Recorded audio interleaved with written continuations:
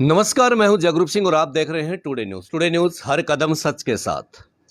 साथियों, कोशिश रहती है ऐसे मुद्दे उठाएं जो समाज और देश के काम आए। सरकार ने एक बहुत पहले एक नारा दिया था, बेटी बचाओ बेटी पढ़ाओ।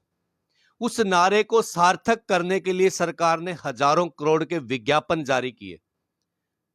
हजारों करोड़ के विज्ञापन पेट्रोल पंप के ऊपर लगाए गए, होर्डिंग लगाए गए और एक प्रधानमंत्री द्वारा आह्वान किया गया कि इस नारे को हम सार्थक करके दिखाएंगे। हाल फिलहाल में उचाना विधानसभा के सुदकण खुर्द गांव में बैठे हैं और हमारे साथ तस्वीर में आपको दिख रही होंगी विकास राणा आपके साथ है।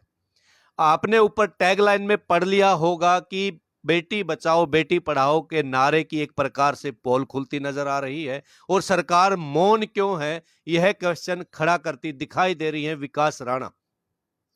गोल्ड मेडल भी लेकर आई हैं और बहुत सारे, मैं अभी लाइव के अंदर ही आपको दिखाऊंगा कि यहाँ पर इतने सारे मेडल्स रखे हुए हैं और इतने सारे अवार्ड रखे हुए हैं, लेकिन सरकार लाचार क्यों है एक बेटी को अपनाने में और उसकी जो मेहनत है उसको सार्थक करने में।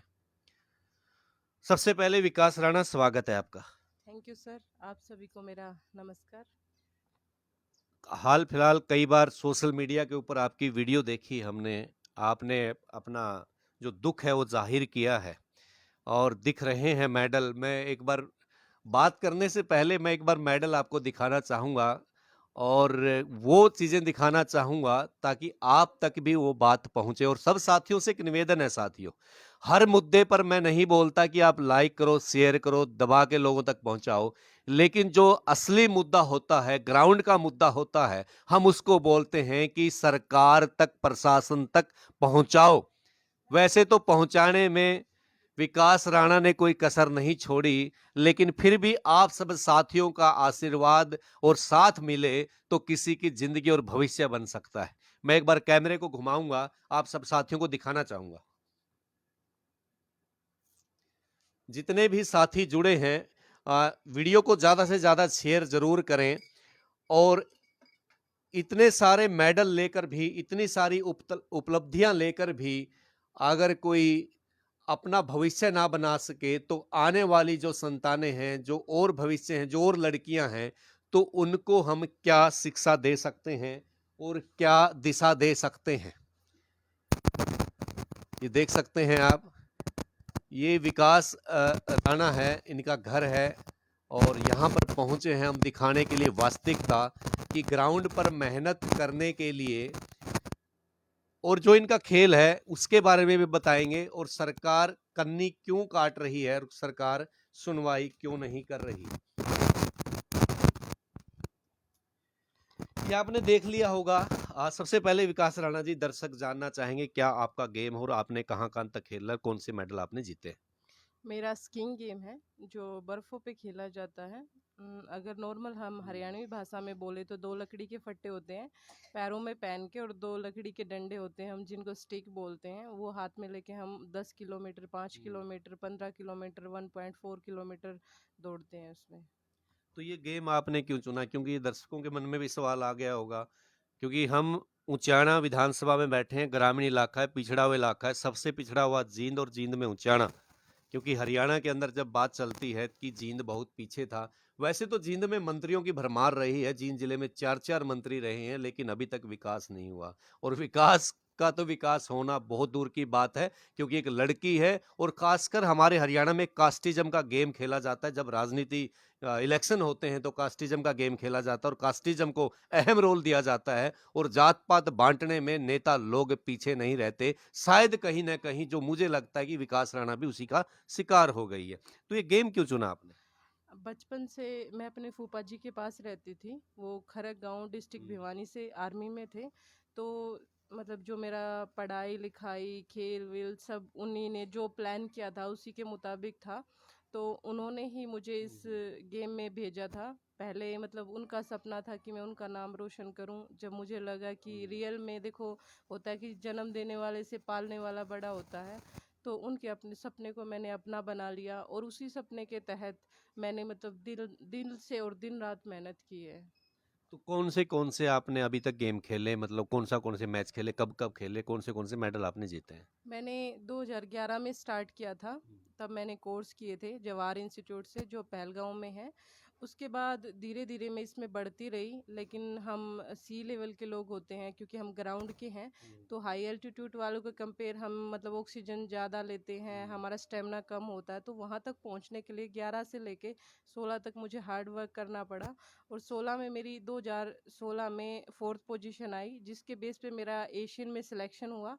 तो 2017 में मैं एशियन खेलने जापान गई, वहाँ पे मेरा पार्टिसिपेट ही था। उसके बाद एशियन से आने के बाद 2018 में मेरा सिल्वर मेडल है और नेशनल रिकॉर्ड भी है 18 में ही स्कीइंग का। इंडिया बुक रिकॉर्ड में भी वो मेरे पास सर्टिफिकेट है और 2020 में 2 गोल्ड मेडल है। अभी हाल फिलहाल में मुख्यमंत्री ने भी आपको बुलाया था चंडीगढ़ के अंदर, सम्मान पत्र दिया था, वो क्या कार्यक्रम था? एक्चुअली यहाँ पे एक वुमेंस डे पे प्रोग्राम रखा गया था, उसमें से हर डिस्ट्रिक्ट में से जो बेस्ट एथलीट हैं या जो काम अच्छा किया है उन्होंने, तो अलग अलग कैटेगरी के अवार्ड दिए गए थे। तो उसमें मैं डिस्ट्रिक्ट जिन में टॉप में चल रही थी। देखो, इंटरनेशनल होने के बावजूद मुझे अवार्ड तो कुछ और मिलने चाहिए थे, लेकिन एक छोटी सी शुरुआत की जिसमें मुझे मुख्यमंत्री द्वारा सम्मानित किया गया और 21,000 रुपये और एक सर्टिफिकेट दिया गया।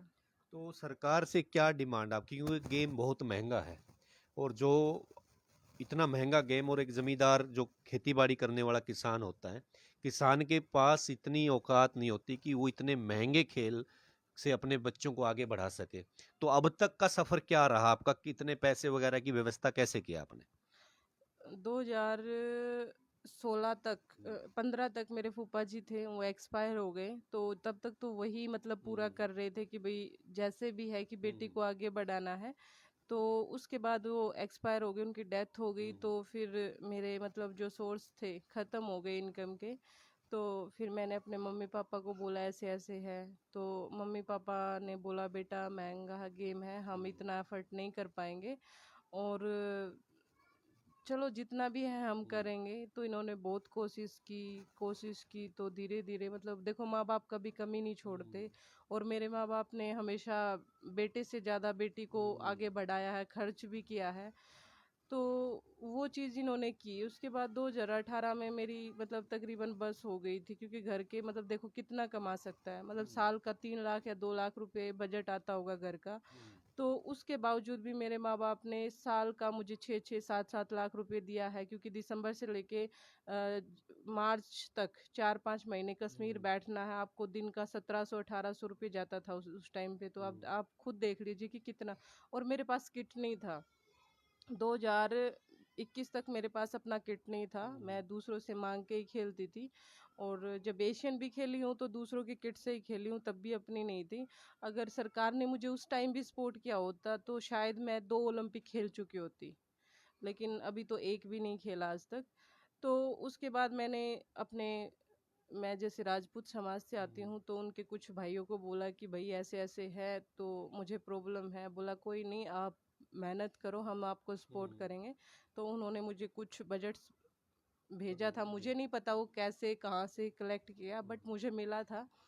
उसके बाद 19 में फिर बस हो गई, क्योंकि देखियो इनकम सोर्स नहीं होगा तो हर छोटी छोटी नीड के लिए इंसान को कभी ना किसी को बोलना पड़ेगा, कभी घर वालों को, कभी समाज को, कभी सरकार को। सरकार तो सुन ही नहीं रही है।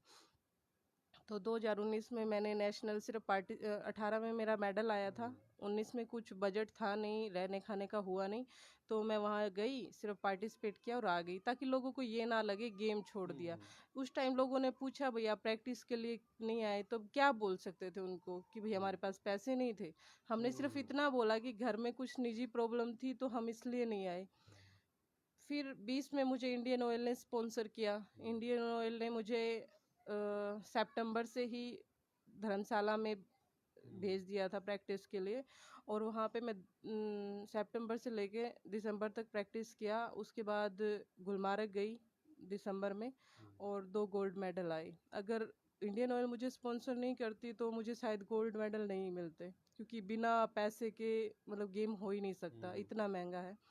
उसके बाद फिर 2020 आ गया, मेरे पास फिर कुछ नहीं था, मतलब बीच जैसे ख़त्म हुआ तो फिर मैं इधर उधर घूमने लगी कि भाई बजट कहीं से हो। सरकार में भी फाइल लगाई, संदीप सर को भी बोला, ओम प्रकाश धनखड़ जी को भी बोला, रामविलास शर्मा जी को भी बोला, मतलब जितने भी हैं मैं सभी से मिली हूँ बारी बारी करके। इस बार भी अनिल विज जी से मिले। जी मैं उनसे भी मिली हूँ, संदीप सर से भी मिली हूँ, दुष्यंत जी से भी मिली हूँ, मतलब सबसे मिली थी मैं। तो फिर दुष्यंत जी ने, जब मैं 2020 में मेडल लेके आई थी तब इन्होंने ट्वीट भी किया था। तो फिर इन्होंने बोला चलो मैं देखता हूँ जो मेरे से बेस्ट होगा, तो इन्होंने किसी को बोला। तो फिर 2 कंपनियों में इन्होंने मेरे डॉक्यूमेंट सेंड किए थे, तो वहाँ पे उनको मेरी प्रोफाइल अच्छी लगी। तो एक कंपनी ने जो M3M फाउंडेशन है उन्होंने मुझे स्पॉन्सर किया। सिर्फ बात हमारी रहने खाने की हुई थी कि भाई रहने खाने का बजट हम उठा लेंगे, लेकिन उनको मेरा